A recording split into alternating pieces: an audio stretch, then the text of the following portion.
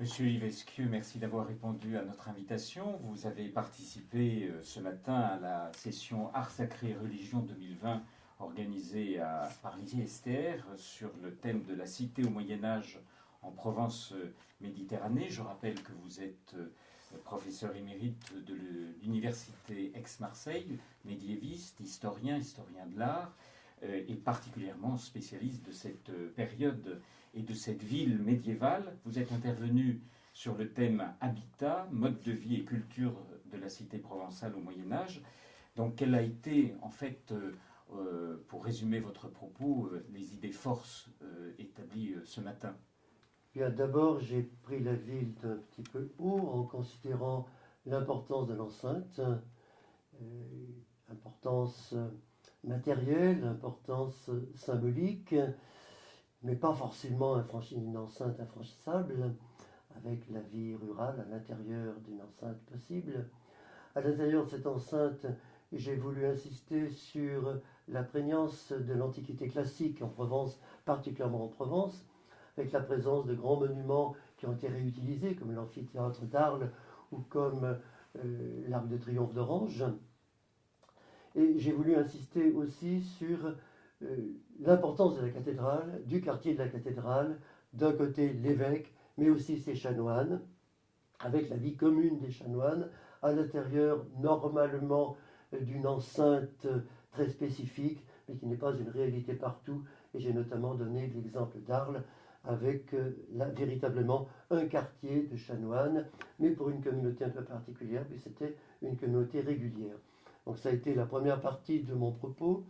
La deuxième partie a concerné la vie, disons, des non-religieux, la vie commune de tous dans une ville, le travail, petite évocation du commerce, évocation de l'industrie ou du grand artisanat, avec les fouilles qui ont été menées à Marseille, au quartier Sainte-Barbe, où l'on a découvert toute une série de fours de potiers du XIIIe siècle, avec tout l'ensemble de cet artisanat de poterie du XIIIe siècle. Puis j'ai parlé de la maison depuis la maison populaire, une seule pièce d'habitation, deux pièces d'habitation, la relation avec le lieu de travail, la maison qui se développe, la maison un petit peu plus large, avec des pièces qui se multiplient. Et puis, on est rentré à l'intérieur de la maison en regardant le mobilier, l'ameublement. En fait, ce que les fouilles permettent de trouver, ce sont des objets en céramique.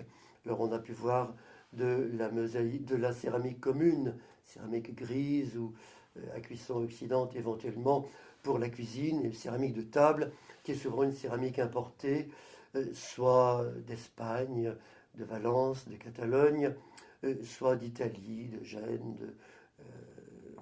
de Toscane également. On a pu voir cela un petit peu évoqué à travers l'iconographie, la disposition de tous ces objets à l'intérieur de la maison, à travers les textes aussi, qui nous donnent des renseignements sur la répartition de ces objets, sur la manière dont on organise une pièce unique à vivre, avec à la fois la cuisine, la salle à manger et le logement.